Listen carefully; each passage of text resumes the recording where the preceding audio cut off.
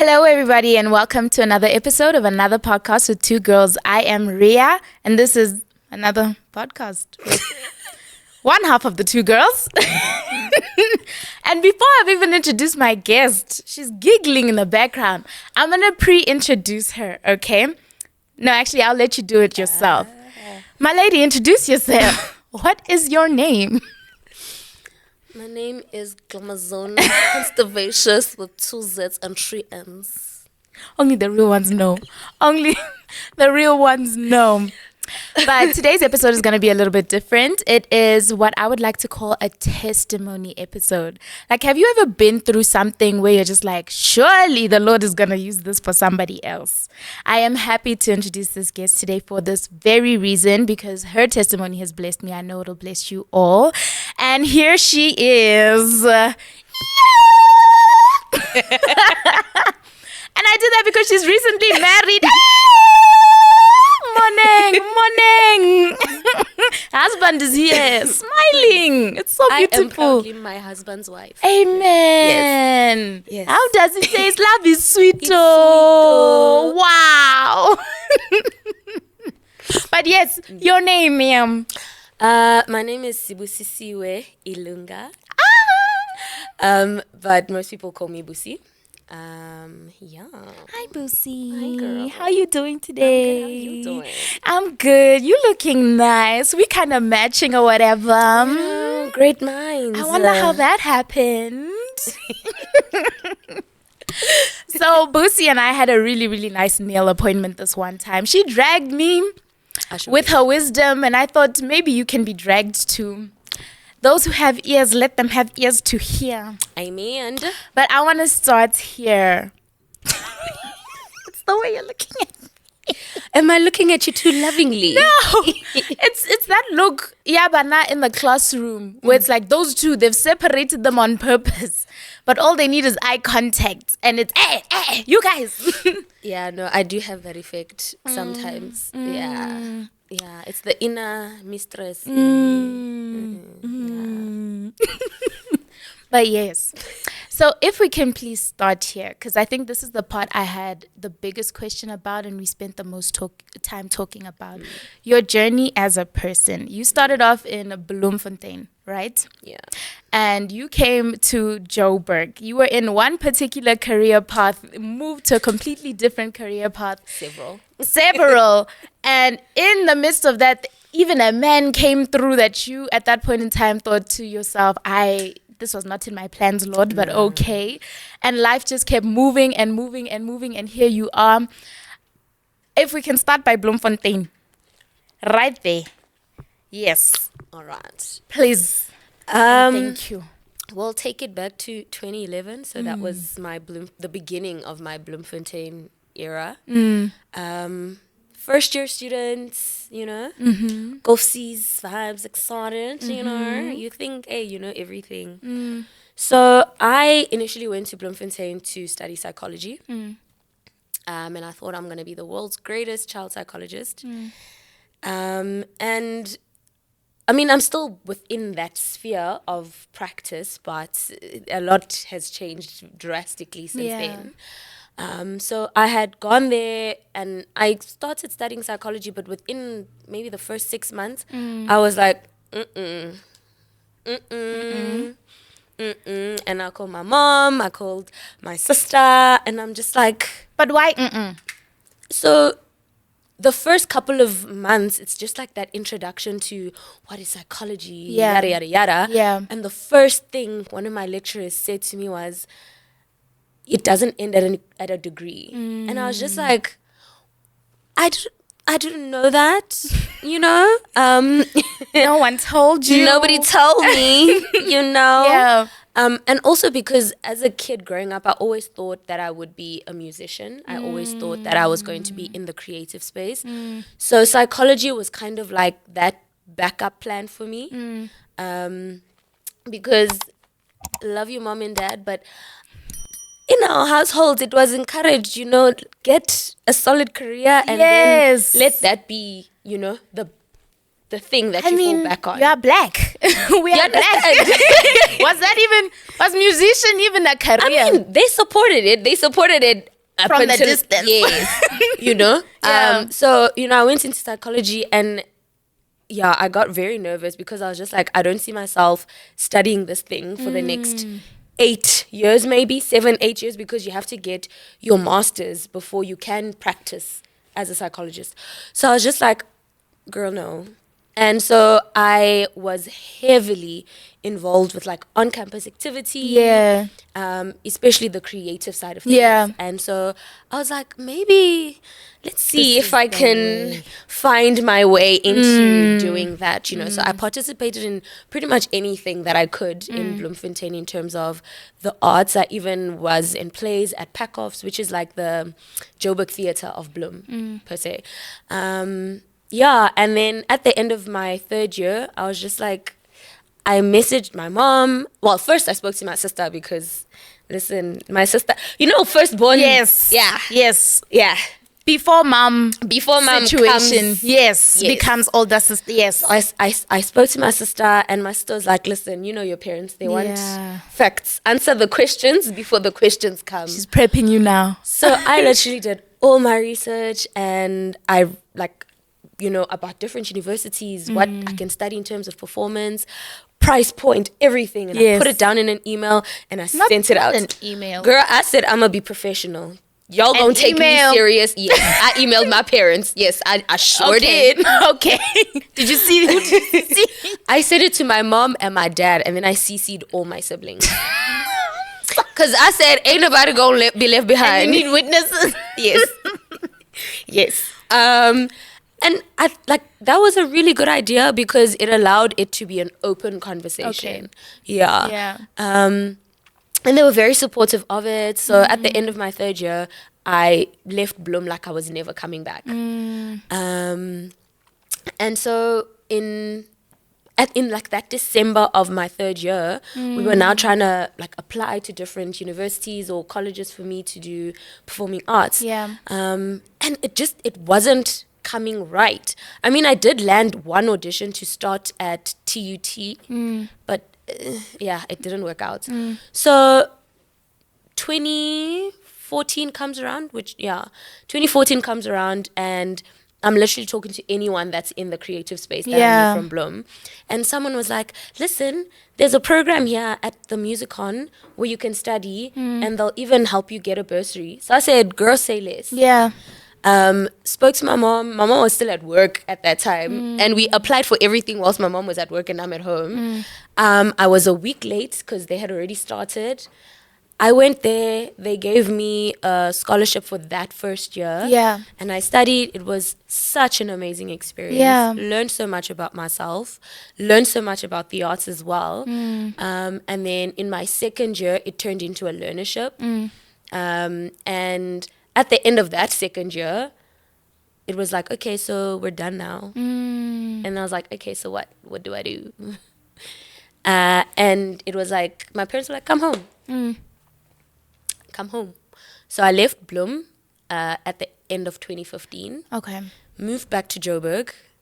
And in Bloemfontein, when it came to the creative space, I kind of felt like a big fish in a small pond because when you're already studying and working with creatives, sometimes you don't even have to go into the audition. People will be like, oh, there's a production, oh, there's a show here, come through, and you get put forward for it.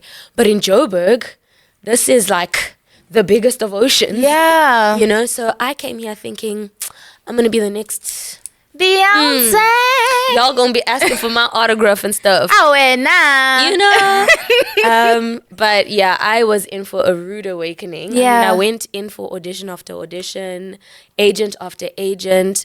But the one thing that just was not settling well with me was that, unfortunately, in this industry, when you come in as a young female, the easy look or the easy persona to attach to you is that of a sex symbol. And that is what I felt like I was kind of being pushed towards every time I would walk into a room. And I was very specific to say, I don't want to do anything that is going to cross certain boundaries for me. I mean, I've been Christian my whole life, so there's certain just fundamental things that I just was not willing to do or even think about. And I remember this one time I auditioned as a vocalist for producer. So happy with me, was like, oh great, I want to work with you, we should have a meeting. And one thing that my older sister, I love her for this, she would always be like, always mention that you're coming with your manager. And so spoke to this producer and I was like, okay, great, I'll come through with my manager and we can have a chat. And immediately he was like, why do you need to bring your manager? No, this is just, you and me. And a lot of times those were kind of the conversations you would have because, they want more than just let's have a meeting. So that kind of discouraged me a lot. And also the more I got in tune with who I was as a Christian, made it harder for me to connect to certain roles as an actress. Because when you study theater, there are so many philosophers, for lack of a better expression, that came up with different acting methods, right? And realism is one of the more authentic ways of being a thespian, right? They say. And this requires you to live the life of the character that you're playing. And as Christians, we know that we are spiritual beings first before 100%. Anything. And in creating this character and living this character, you are creating a soul for this character. Therefore, it is a soul tie. And this is something that we see very often now in Hollywood, is that a lot of these big actors, especially ones that started off at a young age, are struggling with their mental health because of all these soul ties that they're carrying with them from when they started in their careers. Sheesh. And it's always so interesting to me that when an actor or an actress starts out with a specific type of role, that is what they're known for. Even in their everyday life, you'll still call that person, Tau Mokhale, valid, Queen Moroka, valid. You're still going to call them that because that is what you've now associated. You can't separate the two. Hence a soul tie. You are now part and parcel of that person. So that was very difficult for me because I remember one of the very last performing experiences, I would say, that I had, I was participating in a year-end function and they had asked for a whole show to be put together of like a carnival, right? Like the American type carnivals. So, we had, ventriloquism and all these trapeze acts, and we also had fortune telling. My role was to be a fortune teller, right? And in my mind, I'm just like, oh, it's just a role. But as the more I kind of had to give substance to that role, the more I realized how spiritually attached I was becoming. And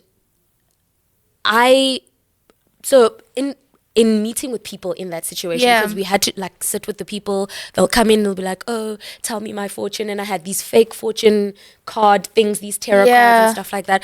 And I was just saying things out of my head. But people would be like, oh my gosh. And I'm just like, what in the weirdness is this? Until one lady came in and she was with the weirdness. She had, the third eye necklace and the... Sorry, let me fix my face. Continue. Yeah, so she had like, all the little trinkets that go with, people that are of that belief system. Yeah. And so I did my spiel and she was really into it. And then she was like, I know this is just a show, but I can see that you have a third eye and I'd like to mentor you and all of these things. And that just was like, oh my days, what in the weirdness? Why? So I immediately call my mom. Yes. Because listen, my mom is the wisest woman I know. Yeah. And I'm like, this is what just happened to me. And she was just like, you weren't speaking things out of your head. It was the Holy Spirit using discernment to speak in that moment.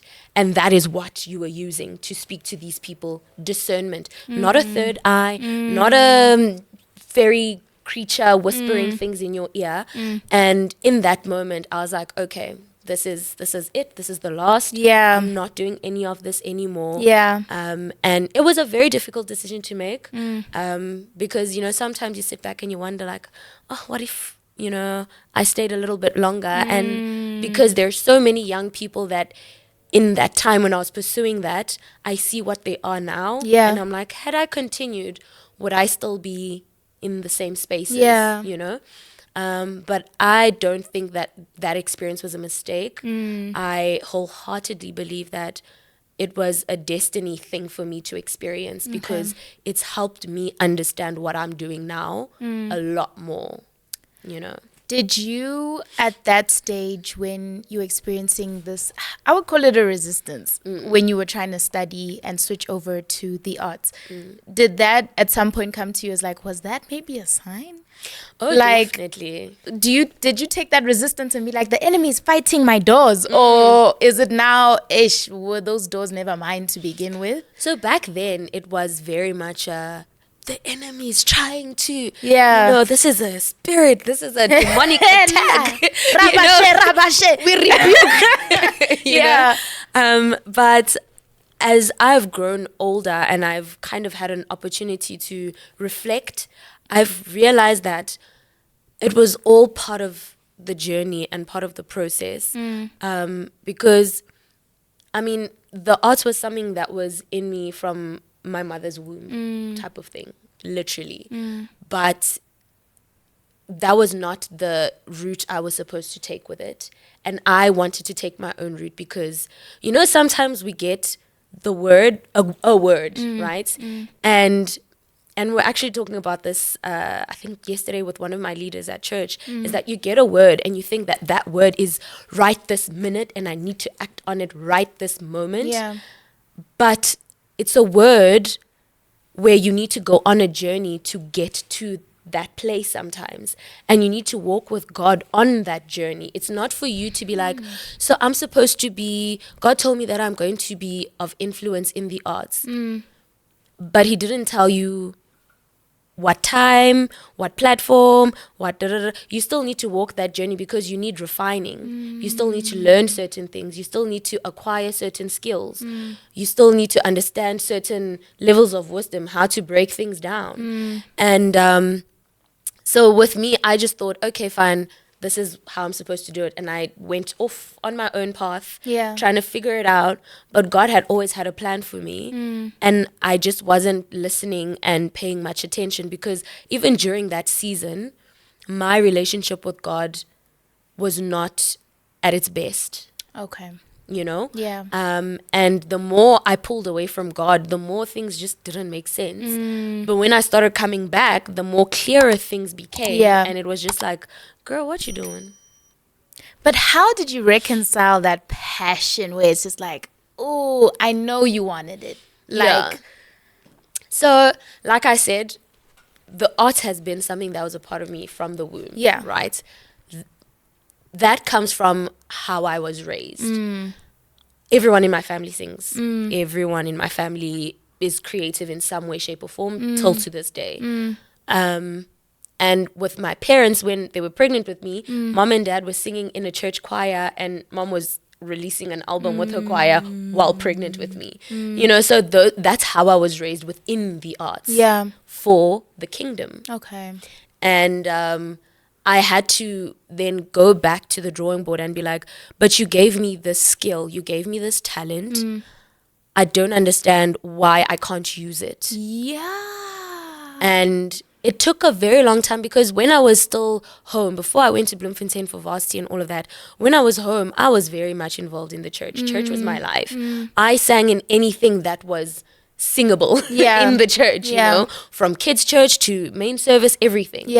And so I started sitting down with myself and thinking, okay, so what worked with this thing? And that's when I circled back. And in 2017, finally I was obedient. And I joined the music ministry at church.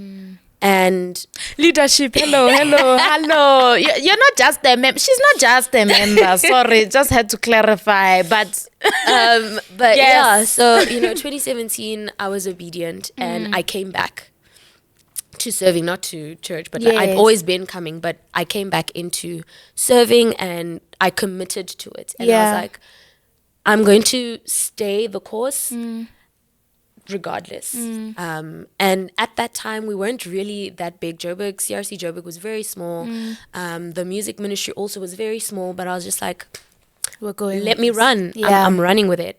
And so I did. And I'm so fulfilled Yeah. in that. Yeah. I don't have the desire to still want to be on the main stage and lights, camera, action, Yeah. all eyes on me. Yeah. If anything, that quality in me has kind of turned away, and I'm very timid in having all that attention on me now. But if someone says, hey, we're doing a worship thing, we need a worshiper, I'm there. Okay. But if someone's like, oh, we need a performer, I'm like, ooh, girl, that's not me. It's not you. Because that's not what he called me to be. I was called to use my talents as a worshiper, not to be an entertainer. That's not what I am. And I had to learn that the hard way, and it took me years to figure that out. Okay, but now let's go back to psychology. Because chalk and cheese. Very much so. But Yeah. I mean, yeah. something. How did now God, as He's rerouting your life, how do we get to psychology again? So I've always kind of been an intuitive kid. Yeah. Emotions have always been something that I'm curious about. I've been curious about from a young age. I enjoyed people watching. I know it's a weird hobby to have, but literally in varsity, I would go in the library and just watch people for hours. And it was just so fascinating to me. Yeah. I love doing it even till this day. Like, I'll just sit and just watch people. And, you know, I want to know why you are the way that you Yes. are. Like, Yeah. that's what's fascinating Yeah. to me. And so I did my CV right now, it looks crazy because I've done pretty much all the jobs that I thought would work. So Psychology? yeah. So I thought that I needed to be around people all the time. So I worked in hospitality and I was like front of house manager, and I was like, right, let's work with the people. Let's help take care of people. But that was not what it was meant to be. And When then was that? girl, that was, I'm old, so I got some life to me. That's what you're saying. Okay, you went varsity. I went varsity. Yes. And then I came back to Joburg Yes. at the end of 2015. Yes. Between 2016 and 2017, I was Uh-huh. in hospitality. I worked in hospitality. Okay. And I didn't enjoy that. Okay. Then after hospitality, I was like, let me try and be a fitness girly. Did that for a year, and I was like, don't want to work with sports people because also they're not my people. Okay. No offense, sports people. Okay. Then in that time, I started thinking maybe I need to go back to school because I also loved kids. So I wanted to find a way, because remember, I wanted to be a child psychologist. Yes. So I was like, let me find a way to still work with kids. Yes. So I started studying education. And in studying education, that's when I started wanting to be in environments that have children. So I'd volunteer at nursery schools and stuff like that, because even whilst I was studying performing arts, I used to go into like underprivileged communities and do like edutainment crafts with the teachers and stuff like that. Yeah. So that was something that still was very much peak interest for me. Okay. And so in pursuing all of that, I stumbled upon a school that I thought was a weirdly small school that had big kids and small kids, all kids of random ages. And I was just like, what kind of school is this? And I found out that it was a center for autistic children. Okay. And so I was like, oh, this is interesting. I didn't know much about autism at the time, but I still gave my time, and I worked there for quite a bit. I worked there for a couple of months, and that piqued my interest so much because you are working with these children, teaching them skills that should come naturally Yeah. to any neurotypical child. Yeah. And you see what just the smallest thing, like teaching a child how to hold a spoon and feed themselves at the age of 13 can do for a parent. Wow. And how those parents feel like their entire world has changed because Yeah. my child can now eat by themselves. Wow. You know? Yeah. So I did that for a little bit, and then I kind of stepped away, and just because there was just so much going on, and I was like, I'm just hopping from job to job, and I wanted to have a career. Yeah. So then COVID happened, and during COVID, yay, Dark times. God, Dark. God said, times. now I'm going to work. Yeah. You know, and I was stripped off of a lot of things. All the extra noise that was there went away, and I was left with just myself. And I had to work on myself, and I had to work on my relationship with God as well. Because for everyone, I can honestly believe everyone went through some kind of darkness during COVID because, 100%. you know, we had to deal with so much. And coming out of COVID, because also financially it had affected everyone so badly, I just felt like I just need to get money somehow. Yeah. And I fell back on former employers, and I went back into hospitality for some time. And I did that for like a year and a half. But in that year and a half, I got so depressed. I lost so much weight. When I look at pictures of myself in that time, I looked like I had kwashiorkor or something. No. Girl, no, for real. Like, I looked like a bubble. I was so skinny. Girl, kwashiorkor is a real It's thing. not the one that... Where you are like this, and then you just... Okay. Yeah. Okay. Yes. But I genuinely, like, I looked sick in that time. And, you know, everyone in my life that mattered was like, step away. You don't need to be doing this. You don't need to be here. Yeah. Just walk away. Yeah. We'll take care of you. I know financially, you know, because, I mean, I wasn't young. I was around 27, 28 there. How many of your jaws dropped? Just tell us in the comments. Sorry. Continue. Yes. Like I say, I'm grown. Yes. Okay. Yes. So, you know, at that age, you feel like you need to be responsible for yourself. You feel like you shouldn't be depending on mom and dad for things, right? And so I put that pressure on myself. My parents didn't do it. Like, they were, home is home, bro. Like, right now, if I say I want to come home, they'll be like, come. I mean, not right now. They'll be like, where's your husband? Where's your husband? But, you know, of course. Pre-husband, they'll be like, come home. Yeah. You know?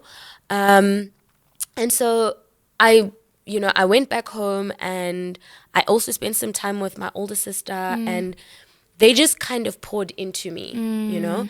And also, I'm just so thankful for intentional destiny friendships. Like, I can't tell you how much. There's this amazing woman in my life. She knows who she is. And she's like a big sister to me. And she was intentional in making time for me to actually ask me the difficult questions. You know, the questions that everyone is kind of tiptoeing around about. What do you want? And she sat down with me and she was like, who do you think God made you to be on this earth? What is it that you think that you're supposed to do? And I've always wanted to help people. And that's the one thing that in all these jobs that I did, I was always helping people. And she asked, and in what way do you feel like you are helping people in the most effective way? Okay. And it took me back to when I was working with the children with autism. And she was like, right, so that's what you need to do. Wow. And it was that simple. Yeah. And she helped me, you know, navigate all of that. And honestly, right now, I'm excited about every day because of the work that I do. I see myself making a change in children's lives, in families' lives, every single day. And even in my everyday life, my experience with psychology has allowed me to understand mental health at a broader point, and because of what I had to go through, I now understand the balance between mental health and spiritual mental health. Thank you for getting to this stage. I think I want to wrap up that whole segment of you did not know what you were going to do with your life. You had, I would say, no direction at that point either. Zero. And so the questions that were asked is, where do you think God wants to take you? And I knew that God wanted me to help people. Yes. And bring that. Yeah. But I also knew that mental health was a big component of that. Because when I went through my own mental health crisis, I struggled with finding a balance between I'm a good Christian and taking the mental health practitioner's advice as well. Yes. I didn't understand, because in a lot of spaces in our Christian faith, you get told you need to pray about it. Yeah. You need to fast and you need to give it to God. Yes. But I also had to realize that God will use the same people to heal you. If you've got a broken leg, you'll pray for healing, yes. But you also have to go to the doctor to get a cast. Yeah. You also need to do physio. When you have cancer, you need the cancer treatment alongside those prayers, right? Same thing with mental health. You're depressed. Yes, it is an attack on because that is going to affect your spirituality. Yes. But we can't just say, keep praying. You also need to address the things around that depression. Depression just doesn't happen. Anxiety just doesn't happen. OCD just doesn't happen. All these things just don't happen. You don't wake up one morning and decide, oh, I want to be depressed. Let's be depressed. Yeah. And also, unfortunately, in black homes or people of color's homes, a lot of the times it's also a spiritual attack. Buloyi. You ate at Rakhadi Mang's house. Yes. You ate at the next door neighbor's. Yes. You stepped on a stone. You picked up a coin. And a lot of times when people reach psychosis, the wind blowing a different direction can be what triggers someone into psychosis. Yeah. Yeah. It's not as black and white as people want to make it seem. Yes. And in our faith, a lot of people are uneducated about this topic. So therefore they rely on what they know, which is pray, fast, read the word, which is great. But there needs to be that extra support as well. And I feel like that is where God wants me now to operate and be that support because I know what it takes spiritually. Yeah. And I now know what it takes mentally. Yes. And that's where I'm at. That's so beautiful. Yeah. So that one question, who do you think God wants you to be? And the second question was, how do you think? So what is my assignment? How am I accomplishing that thing? This is the question of identity. Okay, so for anybody struggling out there, because I know she's ministering to me right now, I had to take those notes and make sure that you knew those notes exactly. Take the notes and you're going to sit back with the questions. But back to mental health. So you've lived many lives. Sure did. And needless to say. I sure have. And your mental health obviously hit the rock bottom by the time you came out of COVID, tried to seek first the kingdom of righteousness and all things will be added unto you. But also God aligns the steps of the righteous. Through all of these things, how was your mental health? Was it a gradual decline? Were you always solid that God was aligning your steps? Were you settled in your heart? Did you have peace, or were you just flying? Now you're flying, my sister. You're floating. It was a roly. Gold Reef City Anaconda. It was that. Did you ask him at any point? Because I'm refusing to believe you were disobedient through that entire time. So, I had my seasons. Yes. It wasn't a consistent state of disobedience. Yes. But it was... Listen, sometimes we don't always we get the word, but we don't always understand it at that time because we are not yet there. Okay. That's why it is a journey, So for me, there were times where I thought I had it, and I'd be like, God, let's do this. We're on together. We are here together. When and we'll be moving, And then he says short left, and I'm still going straight. I'm like, how? But then I need to catch up and be like, oh, this is where I fell short. Yeah. So mentally, I wasn't always on a decline. One thing I knew about myself is that I withdrew within myself, which now I've come to realize was a trauma response. Okay. However, I think that a lot of us have things that we rely on. We're like, no, I'm just a loner. No, I'm just a bubbly person. But that is your coping mechanism, and that is okay. But we just need to understand the things behind it, the things around it. Yeah. And I think I had to go through what I went through. Yeah. Because I needed to understand why I am the way that I am. Growing up, I was called moody, antisocial, emotional, all of these things. But that was because I didn't understand me, because I was being measured at a standard that was universal. But I'm not a universal. I'm me. Okay. You're you. Yeah. We're not the same. Yeah. Our level of emotional intelligence is not going to be the same. Also, our traumas are not going to be the same. And traumas are generational. And that's something that we also don't like to give attention. Yeah. But if your mom, when she's upset, withdraws to herself and doesn't speak up, that's her trauma response that she taught you without intentionally teaching it to you. 100%. You learned that, right? You learned not to ask for certain things because you didn't want to be a burden. Not because your parents said no, but because you can see, okay, fine, it's not going to work. Let me not even. Yeah, this person's stressed. You they can don't see. Look happy. Yeah, and that is now how you're coping. So now when you get into your own spaces and you're with your friends or you're with your colleagues, you start not asking for things or not going to things because it's like, oh no, I don't want to be a burden. I don't want to stress. I don't want to. And that is the things that I needed to work on. I needed to work on those things. And after COVID, that's when everything just went full force. All of them. And I didn't have a choice but to face it because I was great at distracting myself.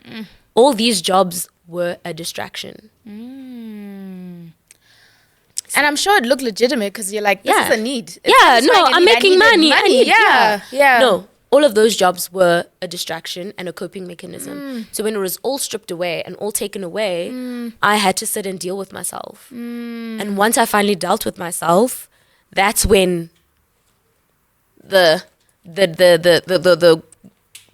nuggets started popping up, being like, oh. And I was so blessed that in that dark time, I had a psychologist who was also a Christian. So she spoke into me mentally, but she also spoke into me spiritually. And I also have very intentional parents. I couldn't even pray for myself at certain points. Oh, wow. My mom would literally write down prayers and be like, recite this before you go to bed. And I think that is why community is also very important when you're going through these things. So in all that I've been through, community has been at the center of it all as well. Because I was so like, I can do it all by myself. It's me. And God was like, no, you can't. You can't do it without me, number one. And you can't do it without these people. You need these people. And that's what I learned in the last, 5-6 years? Yeah. Just going back to community, you spoke about how even as Black people, we fail in the area of knowledge when it comes to mental health. Because you're speaking of depression, I know people who, I wouldn't say were diagnosed as depressed, but you could see that this person's likely depressed. And the first thing that the community did was take them to the church, shave that head and lay hands. And every single time they were in a mental crisis, it's a demon. Kabaya, shakara. Come here. My man was coming back to school shaved every single time, and it just didn't prove effective and made Christ look ineffective in this matter. How would you say, from a psychology point of view, you work with a lot of people, you've been through a lot in this way, or how can we rearrange this as Batho Bantu? Spiritual attack, mental health, how we fix both these things? I think it starts with this generation, the millennials, the Gen Zs, because we are more, no offense, other generations, but we are more willing to read up about things and learn about things and be in spaces that are having open discussions and open conversations. Also, as a millennial, we are the next generation of parents. Yes. So we need to work on ourselves because it now, the buck has to stop somewhere and it's stopping here, you know. The coping mechanisms that your parents used might have worked for them then, but it's not working now anymore. Yeah. And you don't want to keep a cycle of that. So my biggest thing is, let's start having honest conversations with one another. Be like, I understand I need to pray for stuff, but can we also speak to someone that understands why I'm feeling the way that I'm feeling? Because, you know, social media is so funny. They will post videos of be like, oh, that cousin or that brother that went with you to a therapist and now your family starts calling, oh, depression. Oh, depression. But, you know, it's actually quite sad because that does happen to quite a few people. A lot. Some of the people that knew of my diagnosis when I was diagnosed, you know, used that as my label. But that's not who I am, you know? And so... Also, depression isn't just being sad. That I think that's also a thing where people be like, oh, because a person likes to be neat. Oh, guys, I'm OCD. Oh, what's that? OCD is not just wanting to be neat. You like to be clean. That's good. You're not OCD. Yeah. You know, so it's also just understanding what is what.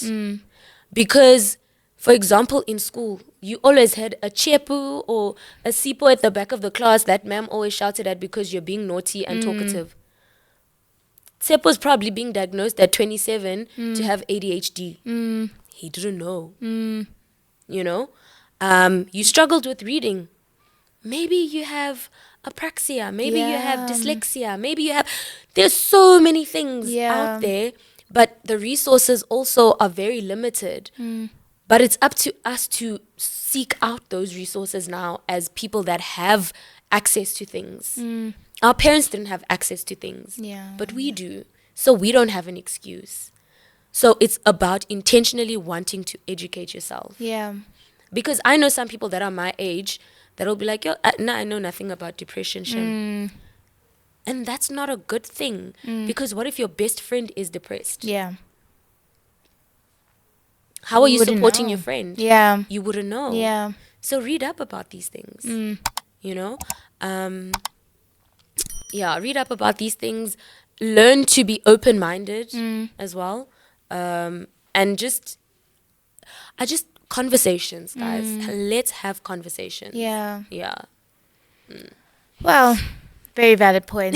That, and for whatever reason, okay, I won't say whatever reason, but they call us like the softest generation. And I just don't know if we're the softest or we just have a very low tolerance for a certain level of abuse. It's the latter. The latter. Definitely you would the say? latter. Yeah, because the old generation is like used to powering through everything. And I don't know if, sure, it got the job done. Yes. But at what cost? Right? Yeah. Yeah. It got the job done, but at what cost? Kids are not okay. This is also, I would assess, as a Christless, on average, generation. Yeah. Our kids are struggling. Our kids, sorry. Us kids.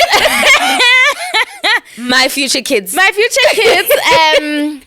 No, my future kids are prospering. I'm talking about this generation. Alpha. Is it look, I've been a Christian for just a year. Okay. And I grew up with a lot of people. Our school was just broken home. We could count on your hands how many families had two parents in the house. Sure.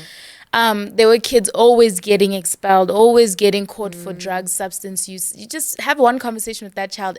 That child's not okay. Whether it was trauma, whether it was demonic oppression, which I believe was also taking place at our school. Child, it was too much. Girl, it's a combination. Everything was happening at the same time. But like, as you were saying, take the initiative to just learn about these things. Yeah. No one's asking you to go diagnosing people. Also, No, guys, guys, please don't do that. Without I cannot stress enough. Yeah. Do not go and do that. Yeah. However, I really, really appreciate you saying that. Also, not everyone is a muloi. Yeah, no, not everyone is a moloi, guys. People aren't bewitching you sometimes. That's a very popular thing. Yeah, no, sometimes you just need to go sit down and speak to someone.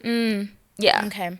Thank you so much. We'll see. Thank you so much. Constipacious Glamazon with 2Z and 3N. Please. Thank you to you two, everybody, for joining us for this episode. This has been another podcast with two girls. I am Ria, the one half of the two girls. And this is... Glamazonia.